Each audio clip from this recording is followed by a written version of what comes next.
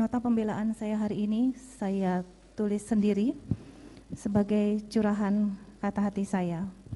Dan izinkan saya untuk memberikan kepada Yang Mulia satu buah kopi.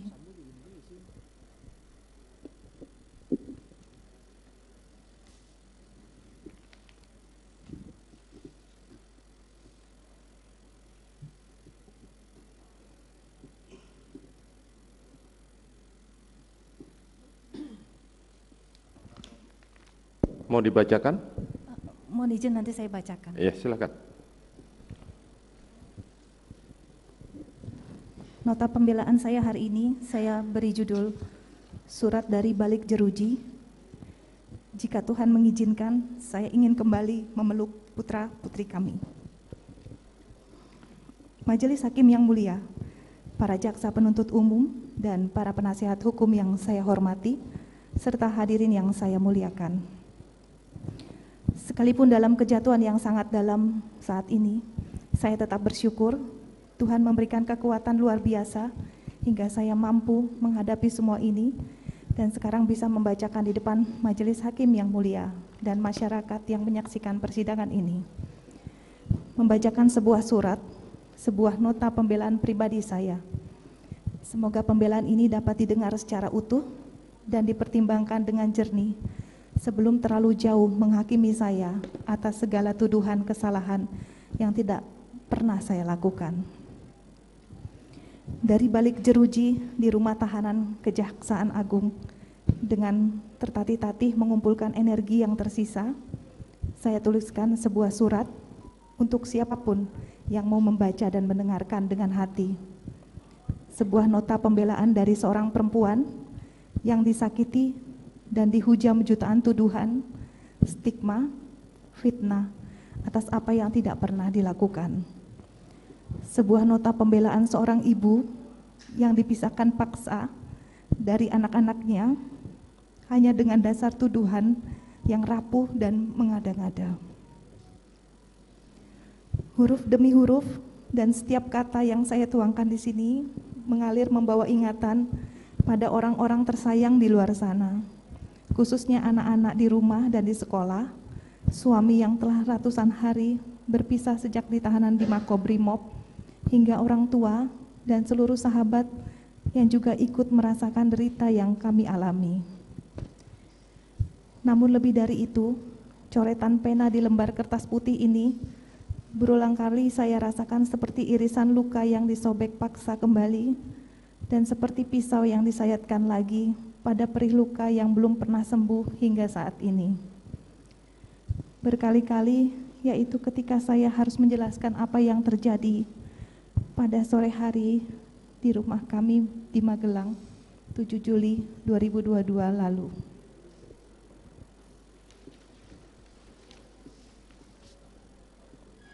Saya mengalami kekerasan seksual dan dianiaya oleh orang yang selalu kami percayakan dengan sangat baik, yang kami anggap keluarga. Kejadian sangat pahit yang justru terjadi di hari pernikahan kami yang ke-22. Di sisi lain, jutaan hinaan, cemooh, bahkan penghakiman telah dihujamkan kepada saya. Bahkan dalam perjalanan setelah persidangan, saya melihat dari mobil tahanan banyak spanduk berisi makian dan paksaan agar majelis hakim menjatuhkan hukuman-hukuman yang menakutkan. Hukuman yang tidak sanggup saya bayangkan. Tidak sedikit pun pernah terpikirkan peristiwa memalukan ini terjadi merenggut paksa kebahagiaan kami. Seringkali saya merasa tidak sanggup menjalani kehidupan ini lagi. Namun saya bersyukur ingatan tentang pelukan, senyuman, bahkan air mata suami dan anak-anak menolong saya ketika dunia seolah tak lagi menyisakan sedikit pun harapan akan keadilan. Begitu juga bayangan tentang apa yang diajarkan almarhum ayah saya puluhan tahun lalu untuk tetap tegar menjalani kehidupan. Majelis hakim yang mulia, kalaulah saya boleh berharap, jika Tuhan mengizinkan, semoga saya bisa kembali memeluk putra-putri saya, pelukan yang paling dalam, merasakan hangat tubuh mereka dalam kasih sayang seorang ibu. Yang mulia, apa yang saya sampaikan di surat ini bukanlah pembenaran ataupun sangkalan terhadap peristiwa yang saya alami. Sesuatu yang tidak pernah saya inginkan, sedikit pun tidak pernah. Sebuah kejadian yang akhirnya merenggut kebahagiaan keluarga, sekaligus kehormatan saya sebagai perempuan. Surat ini saya tulis sebagai penjelasan saya secara langsung di depan persidangan yang sangat terhormat ini, bahwa saya tidak pernah sekalipun memikirkan, apalagi merencanakan, ataupun bersama-sama berniat membunuh siapapun.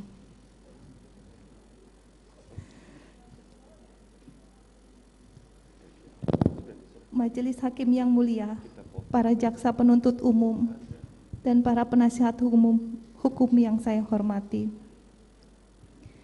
Pada hari ini, saya sebagai perempuan dan istri dari Bapak Ferdi Sambo, seorang ibu dari 4 orang anak yang harus saya tinggalkan untuk menjalani proses hukum sebagai terdakwa pembunuhan berencana, yang bahkan minggu lalu saya telah dituntut pidana penjara selama 8 tahun.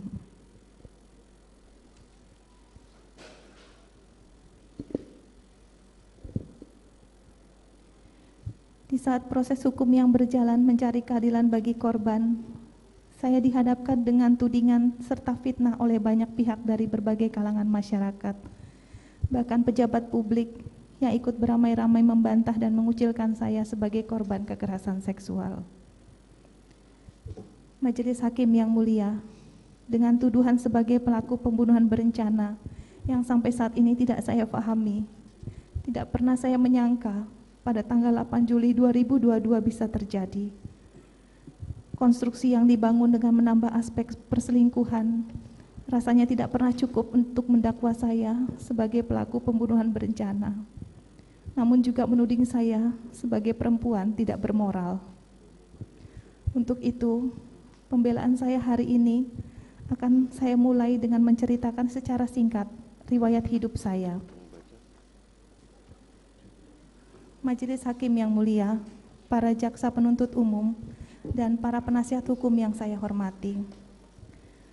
Saya dilahirkan dari rahim ibu seorang pendidik dan sosok ayah seorang tentara. Saya sangat terkesan bagaimana ibu saya yang seorang guru SMA mengajarkan ketulusan dan nilai-nilai kehidupan. Sementara dari ayah saya belajar tentang kedisiplinan dan ketegaran dari setiap tantangan hidup yang saya alami. Ayah saya purnawirawan dengan pangkat Brigadir Jenderal TNI Angkatan Darat. Terakhir beliau menjabat sebagai Direktur Seni Angkatan Darat, Mabes Angkatan Darat. Dan kecintaan beliau terhadap tanah air juga sangat kuat dalam ingatan kami anak-anaknya. Meskipun saya perempuan, kedua orang tua saya menuntut semua anak-anaknya memprioritaskan pendidikan. Saya menyelesaikan S1 di Fakultas Kedokteran Gigi Universitas Trisakti Jakarta. Selanjutnya, saya melanjutkan pendidikan di Pittsburgh, Pennsylvania, Amerika Serikat. Semangat dari orang tua telah mendorong saya untuk selalu berprestasi di antara peserta didik, termasuk ketika saya menempuh pendidikan di luar negeri. Saya mendapatkan penghargaan, menambah semangat dan rasa cinta terhadap dunia pendidikan. Saya banyak belajar dari kedua orang tua tentang nilai hidup, kesetiaan, ketegaran, serta mencurahkan perhatian penuh terhadap keluarga. Hingga saat ini, nilai hidup mereka adalah inspirasi sepanjang hidup yang tidak akan pernah saya lupakan. Apalagi hidup sebagai anak dalam keluarga tentara, kedisiplinan, ketegaran, dan kesabaran selalu menjadi landasan yang menguatkan saya dalam menjalani hidup ini.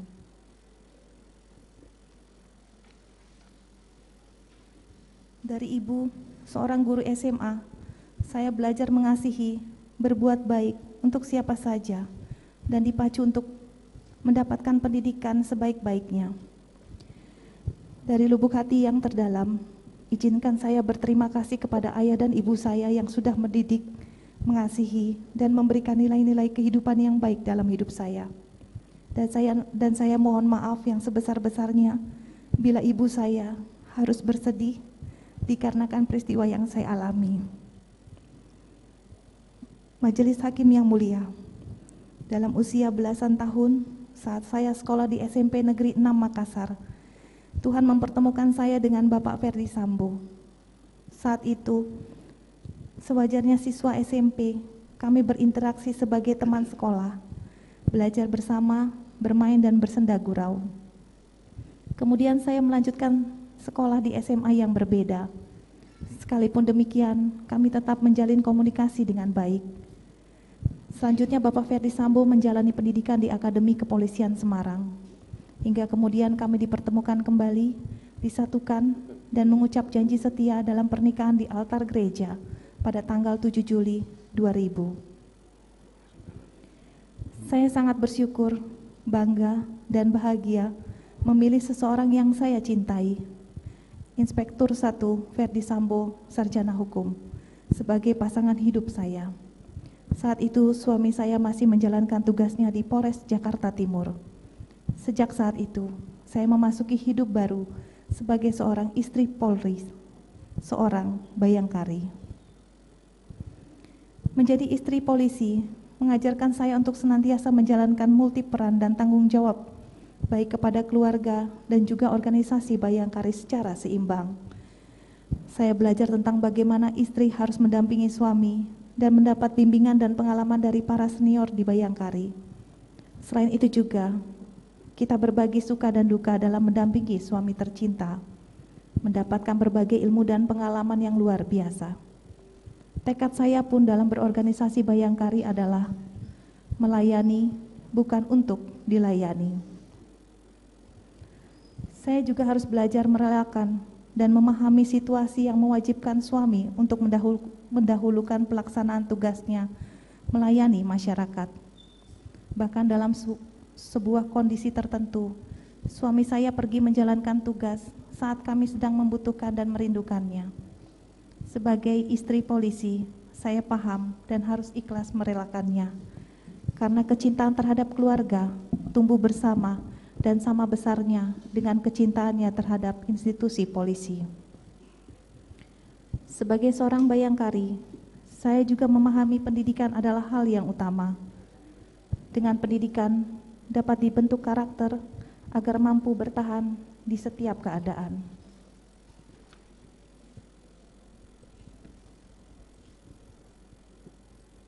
Maka ketika saya mendampingi Bapak Ferdi Sambo saat dipercayakan untuk memimpin Kapolres di Jawa Tengah, saya bersama para bayangkari terpanggil untuk meningkatkan kualitas pendidikan anak-anak di TK Bayangkari. Semangat solidaritas sangat saya rasakan bersama para bayangkari. Dan bersama mereka, saya boleh merasakan beberapa pencapaian yang bermakna dalam hidup saya. Hal lain yang sangat berkesan di hati saya adalah ketika saya bersama para pengurus Bayangkari Brebes, saya ikut merintis sekaligus membina grup Hadroh Bayangkari Cabang Brebes yang merupakan kesenian bernafas Islami, dan kelompok yang kami bina ini mencapai prestasi di kompetisi tingkat kabupaten. Sebagai seorang Kristiani, saya bersyukur boleh merasakan nilai toleransi yang sesungguhnya, dan lewat toleransi pula kita mampu menggali potensi terbaik setiap orang. Prestasi dan pengalaman saya selama menjadi bayangkari ini akan terukir dan menjadi kenangan indah sepanjang masa dalam hidup saya. Yang mulia Majelis Hakim, pada kesempatan pembelaan ini saya juga ingin menyampaikan rasa syukur saya kepada pimpinan Bayangkari yang telah mempercayakan saya menjabat Bendahara Umum Bayangkari Pengurus Pusat sejak tahun 2020. Kepercayaan ini bukan hal mudah, namun dengan rasa cinta terhadap organisasi Bayangkari, saya tidak pernah lelah untuk menjalankan amanah yang dipercayakan kepada saya. Dalam kesempatan ini, saya ingin menyampaikan permohonan maaf karena dengan situasi saya saat ini tidak lagi dapat menjalankan tugas dan memberikan kontribusi kepada organisasi yang saya banggakan dan saya cintai. Semoga organisasi Bayangkari terus maju dan berkembang di sepanjang masa. Majelis Hakim yang mulia, para jaksa penuntut umum dan para penasehat hukum yang saya hormati. Sepanjang 22 tahun saya dengan Bapak Ferdy Sambo, saya dengan setia mengabdikan hidup saya hanya untuk melayani dan mendampingi suami dimanapun berdinas, dan juga mengasihi dan mendidik 4 orang anak-anak kami. Hingga pada tanggal 2 Juli 2022 yang lalu, saya mengantarkan anak kami yang ketiga untuk masuk asrama guna melanjutkan pendidikan SMA di Magelang. Dalam bayangan saya saat itu, ke depan akan jarang bertemu putra-putri yang kami sayangi, karena mereka harus menjalani hari-harinya di asrama. Tentu sebagai seorang ibu, hal tersebut menjadi beban pikiran yang tidak bisa saya hindarkan. Namun demi masa depan anak-anak kami, saya merelakan untuk berpisah demi mendidik anak-anak kami menjadi anak-anak berjiwa mandiri dan berkarakter yang dapat berguna bagi bangsa dan negara di kemudian hari. Bagi kami berdua, pendidikan untuk anak-anak adalah prioritas utama sekaligus tahapan kehidupan penting. Saya dan suami ingin secara langsung mengantarkan anak kedua dan ketiga kami memasuki hari pertama pendidikan tingkat SMA, tepatnya di tanggal 4 Juli dan 6 Juli 2022. Kami sangat bersedih, namun bangga dapat melepaskan anak kami untuk mengenyam pendidikan di tempat yang berkualitas demi masa depan anak-anak kami. Semoga Tuhan memberikan kesempatan anak-anak kami dapat tumbuh menjadi insan-insan yang berguna bagi nusa dan bangsa. Yang mulia Majelis Hakim, saya ingat pada pergantian hari tanggal 6 Juli ke 7 Juli 2022 lalu, saya dan suami sedang duduk bersama di ruang tamu. Kemudian para pekerja kami yang berada di Magelang datang memberikan kejutan dengan membawakan kue dan nasi tumpeng yang sudah dipersiapkan oleh suami saya untuk kejutan kepada saya di hari ulang tahun pernikahan kami yang ke-22. Kami berkumpul bersama dan berdoa, bersyukur pada Sang Maha Kuasa atas segala kebaikan yang diberikan. Kemudian saya menyuapi suami saya kue, dan setelah itu secara bergantian saya menyuapi nasi kuning kepada seluruh pekerja yang ada di Magelang sebagai ungkapan kebersamaan dan rasa syukur dalam sebuah keluarga.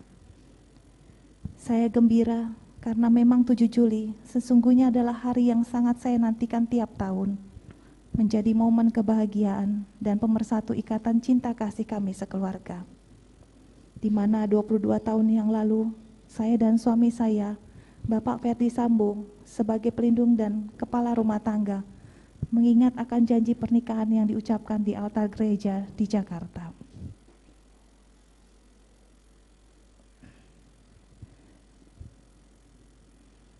Namun di tanggal yang sama sore hari, 7 Juli 2022, saat kebahagiaan perayaan ulang tahun pernikahan kami masih bergemuruh dalam pikiran dan perasaan,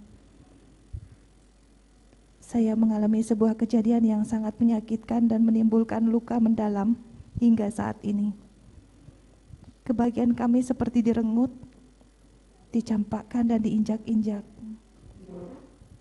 Saya membeku dan bahkan tak sempat memikirkan hal seburuk ini akan dapat menimpa saya dan berdampak pada keluarga. Yang lebih sulit saya terima, pelakunya adalah orang yang kami percaya, orang yang kami tempatkan sebagai bagian dari keluarga, dan bahkan kami anggap anak sama seperti anggota atau ajudan suami saya yang lainnya.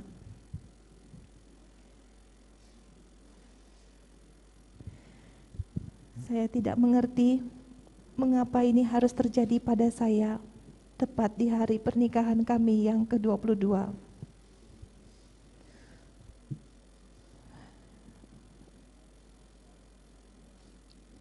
Yosua melakukan perbuatan keji terhadap saya. Dia melakukan kekerasan seksual, menganiaya dan mengancam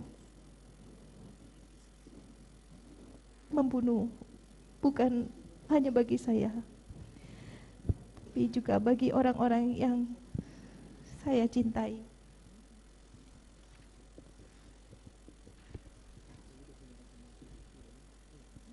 Jika ada orang lain yang mengetahui apa yang ia lakukan.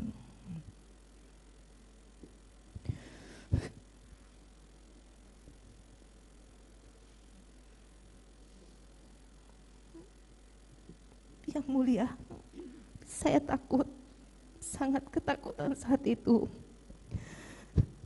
Atas peristiwa itu, saya mengalami trauma yang mendalam pada diri saya hingga saat ini, dan rasa malu yang berkepanjangan.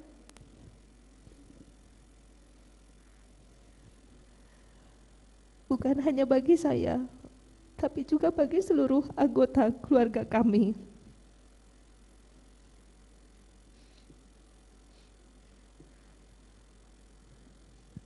Dalam guncangan jiwa yang berusaha saya pendam dengan segala tenaga yang tersisa, saya memutuskan untuk segera kembali ke Jakarta pada hari Jumat 8 Juli 2022. Sepanjang perjalanan saya hanya menghabiskan waktu dengan beristirahat serta berusaha tetap menguatkan hati saya untuk memberanikan diri bercerita kepada orang yang paling saya percayai, yakni suami saya, Bapak Ferdy Sambo. Sebagai seorang istri, kepada siapa lagi saya harus menceritakan kepedihan ini kalau tidak pada suami, orang yang paling saya cintai dan pelindung bagi kami sekeluarga.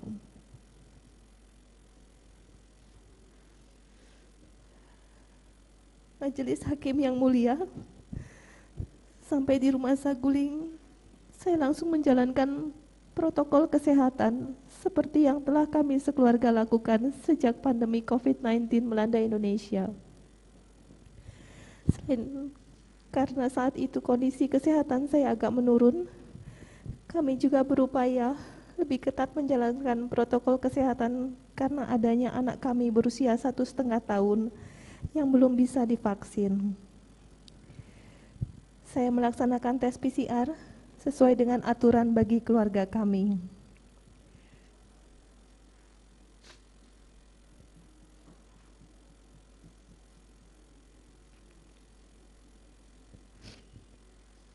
Setelah selesai tes PCR, saya makan di ruang makan lantai 2 karena sepanjang perjalanan dari Magelang ke Jakarta, saya tidak berhenti untuk singgah makan. Kemudian saya naik ke lantai 3 dan bertemu dengan suami saya. Dengan segala ketakutan yang masih menggelayut, saya menceritakan peristiwa pahit yang terjadi di tanggal 7 Juli 2022. Dengan semua sisa keberanian, saya sampaikan secara jujur apa yang dilakukan Yosua secara langsung hanya kepada suami saya. Saya hancur dan malu sekali saat harus menceritakan kejadian kelam tersebut. Tidak bisa dijelaskan bagaimana dinginnya suasana saat itu. Saya memandang ke suami, matanya kosong, tubuhnya bergetar, dan tarikan nafasnya menjadi sangat berat. Kami berdua tak kuasa menahan tangis. Apa yang terjadi ini terlalu berat bagi kami. Yang mulia, dengan semua sisa tenaga yang masih saya miliki, saya berusaha mengubur rasa malu dan harga diri yang hancur ketika memutuskan bercerita jujur kejadian yang menimpa saya, walaupun dengan resiko ketakutan dalam hati, apakah suami saya akan menerima dan mencintai saya seperti dulu lagi. Dengan perasaan masih kalut, saya berjalan ke kamar meninggalkan suami yang masih duduk di ruangan tadi. Dalam kamar saya tidak tahu harus berbuat apa, hingga saya pamit pada suami dan meninggalkan Rumah Saguling untuk isolasi mandiri.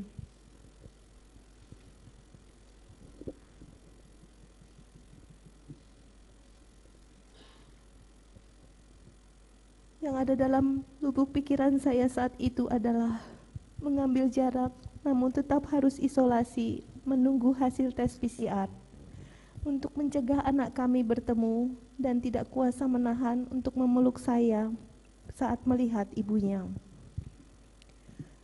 Sampai di rumah Duren 346, masuk kamar dan menutup pintu. Kemudian saya berganti pakaian karena pakaian yang saya kenakan saat tiba di rumah Duren 3 adalah pakaian yang sama sejak keberangkatan sejak pagi dari Magelang. Berganti pakaian ini adalah kebiasaan saya sebelum istirahat atau tidur. Yang mulia, hari itu saya lelah sekali.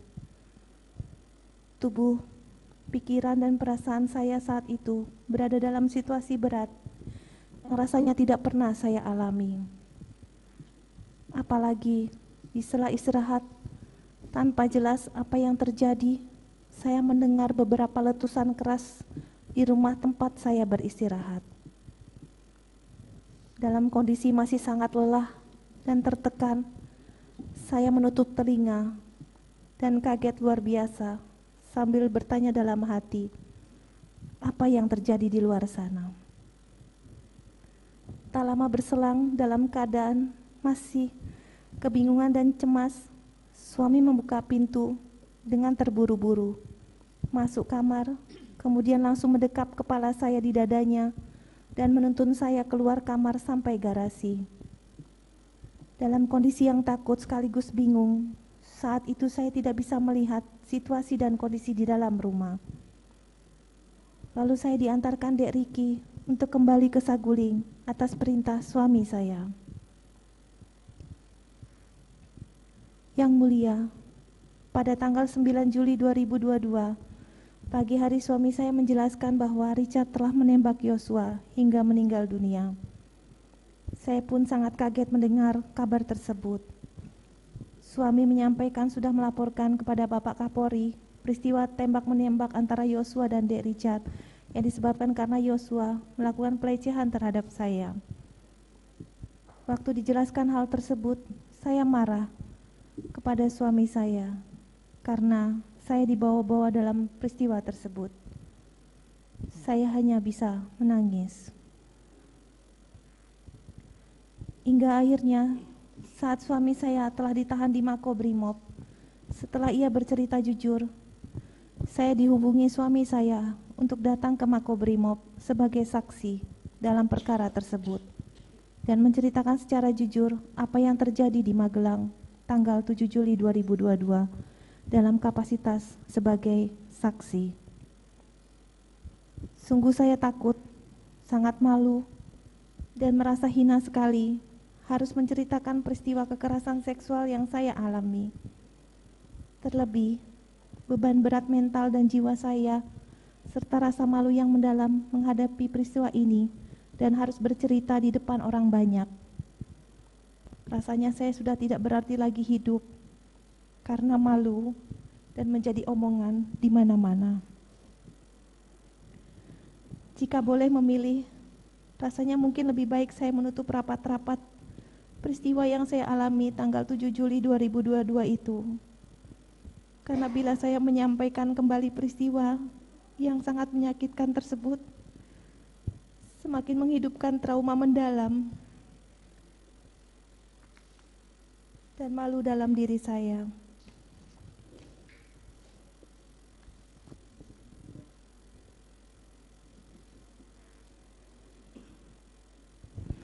Sementara di berbagai media dan pemberitaan, saya dituduh berdusta dan mendramatisir situasi. Tidak berhenti di situ saja, saya dituding sebagai perempuan tua yang mengada-ngada. Semua kesalahan diarahkan kepada saya tanpa saya bisa melawan. Ketika saya memilih untuk diam, publik mendesak saya untuk muncul dan bicara. Namun ketika saya bicara, kembali muncul komentar dari para pengamat yang tidak pernah mengetahui kejadian sebenarnya, namun berkomentar bahwa saya bukan korban kekerasan seksual karena masih sanggup bicara.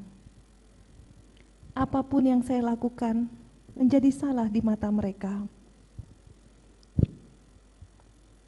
Yang mulia Majelis Hakim, dalam kesempatan ini saya menyatakan siap mempertanggungjawabkan kesaksian saya kepada Sang Pemilik Hidup Tuhan yang Maha Esa, bahwa saya benar-benar mengalami kekerasan seksual dan penganiayaan yang dilakukan oleh Yosua.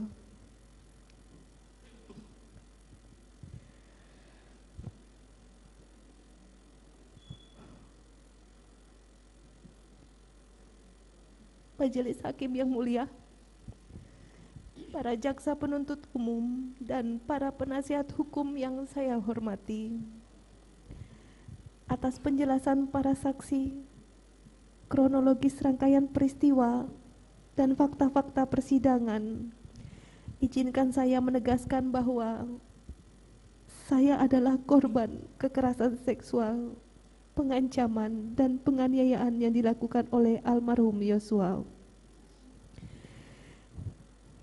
Saya sepenuhnya tidak pernah sedikit pun menginginkan, menghendaki, merencanakan, ataupun melakukan perbuatan bersama-sama untuk menghilangkan nyawa Yosua. Saya tidak pernah mengajak, apalagi menggiring Yosua dari rumah Saguling ke rumah Duren 346. Saya hanya meminta tolong kepada Dek Riki untuk mengantarkan saya isolasi ke Duren 3, tidak kepada yang lainnya. Saya sepenuhnya tidak mengetahui suami saya akan datang ke Duren 346, lokasi di mana saya sedang beristirahat, melakukan isolasi dan menunggu hasil tes PCR. Saya sepenuhnya tidak mengetahui terjadinya peristiwa penembakan tersebut karena saya sedang istirahat di dalam kamar dengan pintu tertutup. Saya menolak keras dianggap berganti pakaian piyama sebagai bagian dari skenario. Saya berganti pakaian piyama model kemeja dan celana pendek yang masih sopan, dan sama sekali tidak menggunakan pakaian seksi sebagaimana disebutkan jaksa penuntut umum dalam tuntutan.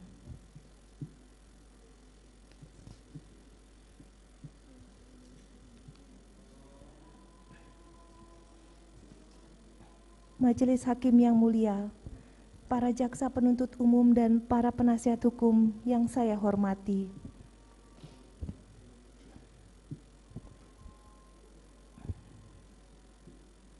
izinkan saya dalam kesempatan ini mencurahkan isi hati saya kepada Yang Mulia Majelis Hakim, karena Yang Mulia adalah wakil Tuhan di dunia yang diharapkan bisa memberikan keadilan yang seadil-adilnya.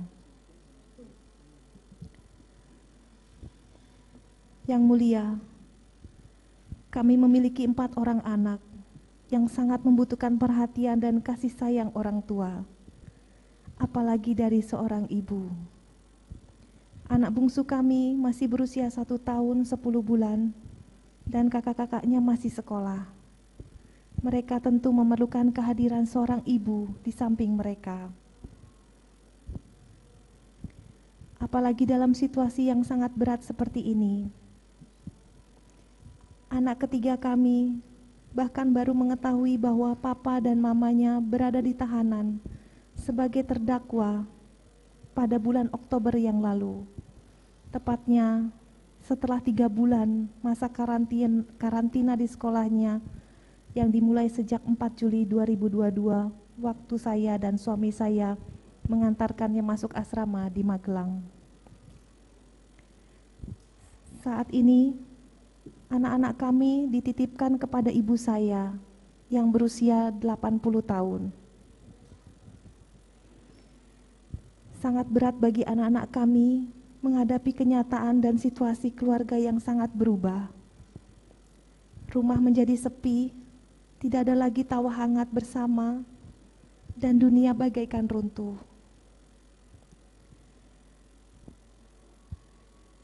Yang mulia, izinkan saya memperbaiki keadaan ini. Saya ingin menjadi seorang ibu yang bertanggung jawab bagi kehidupan anak-anak kami. Sejak terjadinya peristiwa ini, di tengah ketidakhadiran orang tua, anak-anak kami tetap menghadapi kecaman, cemooh, dan hinaan yang keji. Padahal tidak seharusnya mereka mengalami hal yang sangat pahit dan melukai masa tumbuh dan kembang mereka sebagai pribadi yang berharga. Di tengah waktu kunjungan di rumah tahanan, saya berpesan kepada anak-anak agar mereka selalu tegar dan kuat untuk menghadapi hidup ini.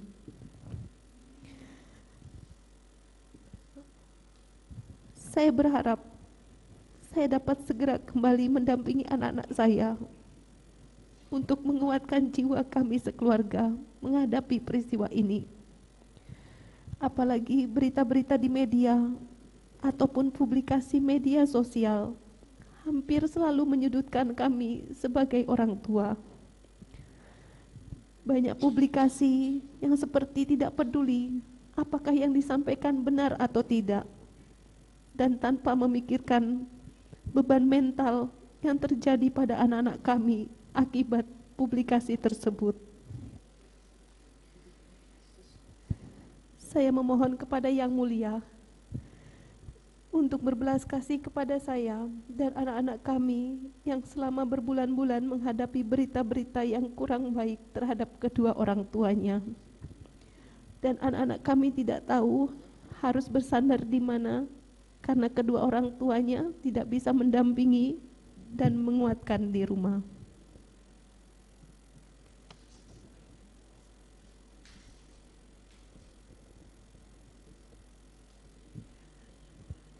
Yang Mulia Majelis Hakim, izinkan saya untuk kembali ke pelukan anak-anak kami.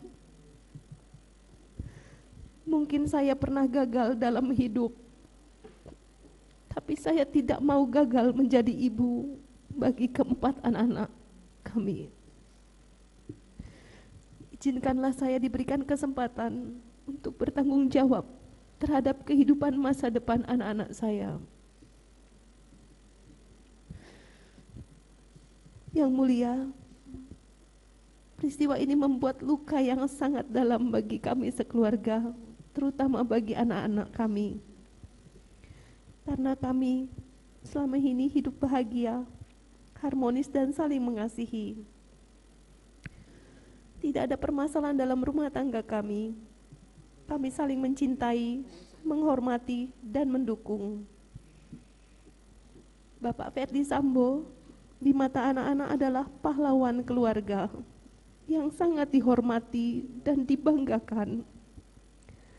Karena di setiap kesempatan berdinas, Pak Ferdi Sambo selalu membawa anak-anak untuk melihat secara langsung tugas papahnya sebagai seorang polisi aparat negara. Dengan bangga melihat papahnya selalu memberikan yang terbaik dalam bertugas. Untuk itu, bukanlah hal yang mudah untuk menjelaskan kepada anak-anak atas peristiwa yang kami alami sekarang ini. Terlebih, saya tidak bisa mendampingi selama proses pengadilan berlangsung, dan juga banyak sekali fitnah yang dialamatkan kepada kami berdua sebagai orang tua mereka.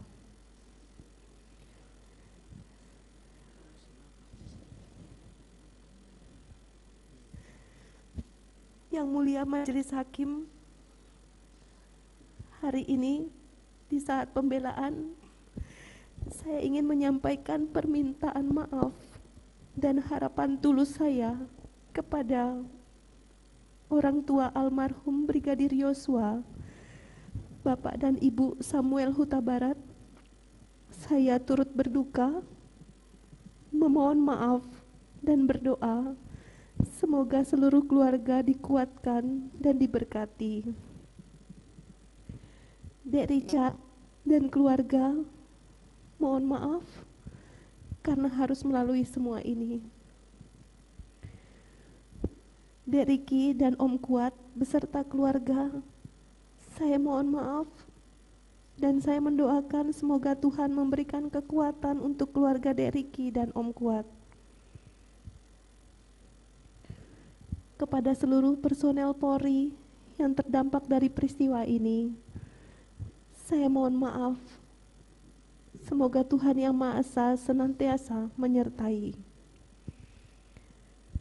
Saya juga meminta maaf kepada Bapak Presiden Republik Indonesia, Bapak Joko Widodo, Bapak dan Ibu Kapolri, para bayangkari, serta masyarakat yang terdampak dan menguras perhatian selama proses hukum saya berlangsung.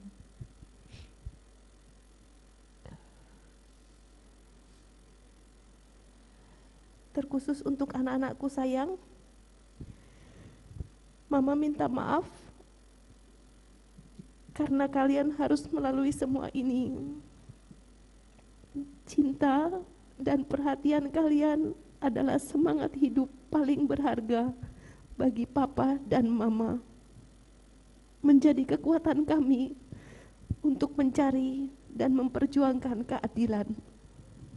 Doakan Papa dan Mama semoga bisa segera kembali ke rumah menemui kalian dan kembali menjadi orang tua yang baik bagi kalian semua.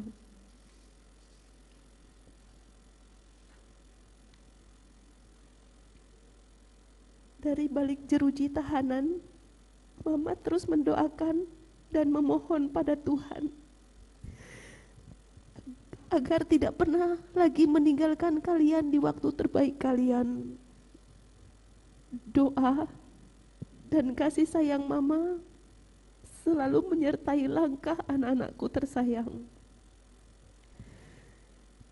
Sabar dan maafkanlah bila ada yang mencela kalian semua. Ada tangan Tuhan yang akan selalu mengasihi dan menyertai kalian di setiap waktu.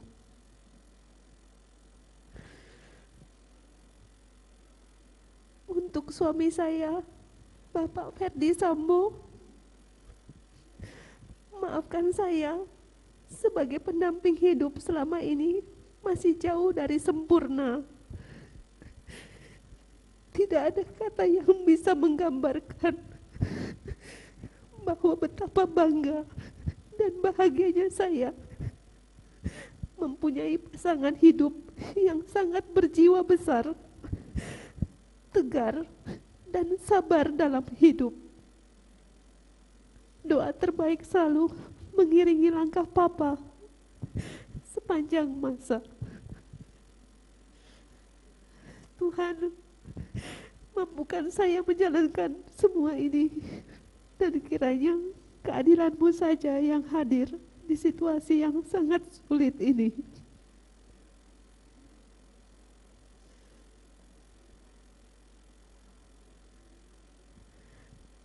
Majelis Hakim yang mulia, para jaksa penuntut umum, dan para penasihat hukum yang saya hormati. Kalaulah boleh saya bertanya,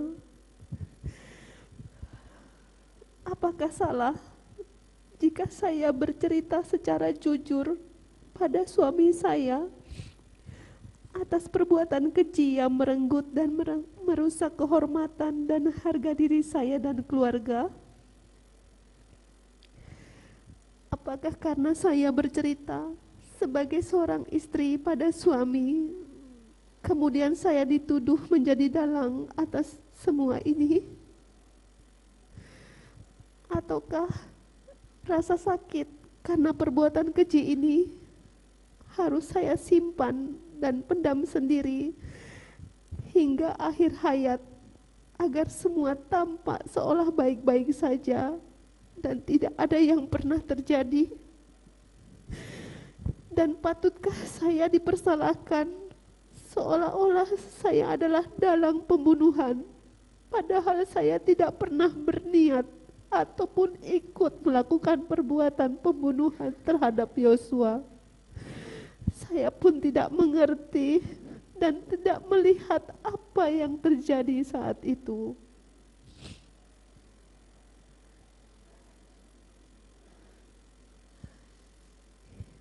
Yang mulia, kalaulah para pencaci dan penghasut di luar sana mengetahui rasanya menjadi perempuan yang mengalami kekerasan seksual dan beratnya harus menceritakan kembali secara jujur kejadian yang terjadi pada suami. Kalaulah mereka bisa merasakan situasi ketika di satu sisi adalah korban, namun di sisi lain dituduh sebagai otak pembunuhan. Semoga harapan saya masih didengar. Semoga tidak ada lagi perempuan yang menghadapi kondisi seperti saya ini.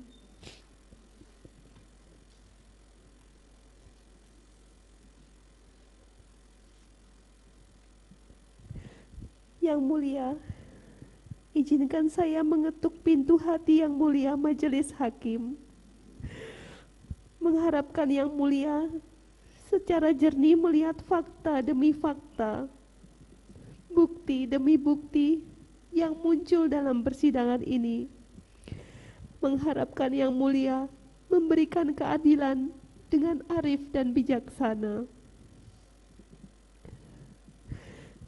Yang mulia, sungguh saya ingin menjaga dan melindungi anak-anak kami, mendampingi mereka dan kembali memeluk mereka, serta menebus segala kegagalan saya sebagai seorang ibu.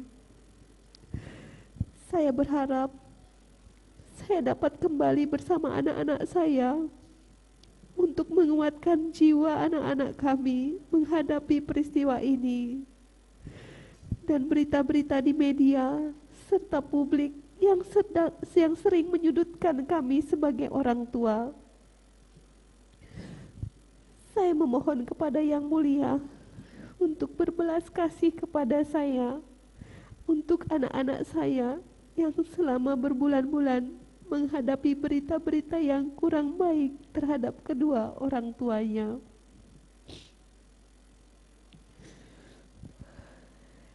Mungkin saja waktu sudah jadi berbeda bagi mereka setelah ini terjadi. Berbulan-bulan kami terpisah jauh dari putra-putri kami tersayang.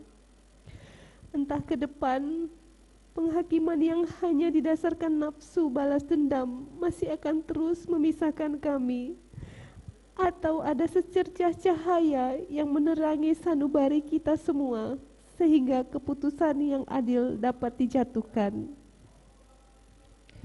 Semoga hukuman hanya akan diberikan untuk orang yang benar-benar bersalah, bukan dijatuhkan hanya karena tak kuasa memilah mana kebenaran dan mana kegelapan yang tumbuh dari gelombang hinaan, cemooh, tudingan, dan paksaan di luar sana.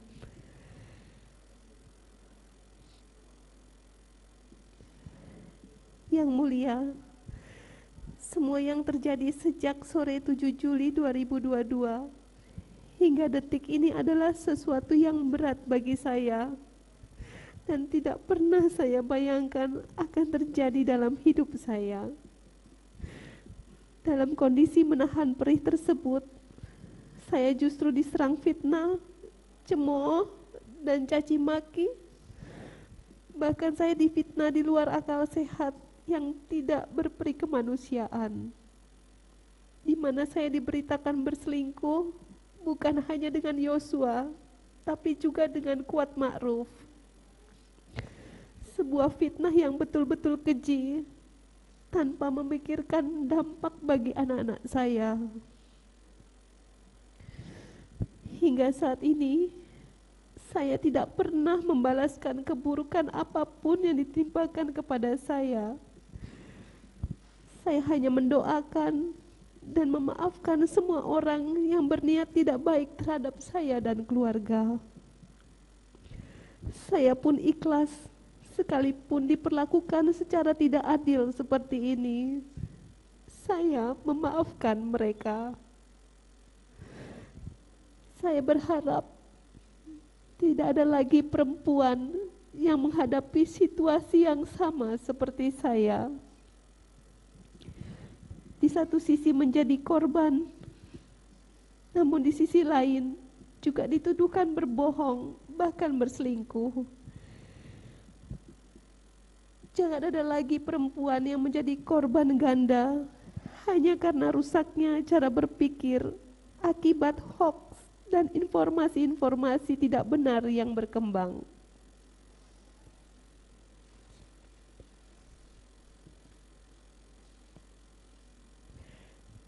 Yang mulia, besar harapan saya, janganlah kebencian membuat kita tidak adil.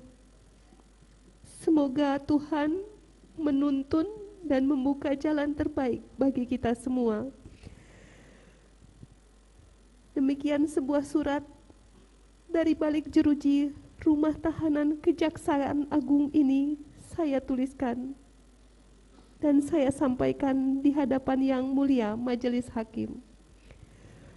Dari Rumah Tahanan Kejaksaan Agung, sel nomor 2, Jakarta, 22 Januari, saya Putri Chandrawati. Terima kasih.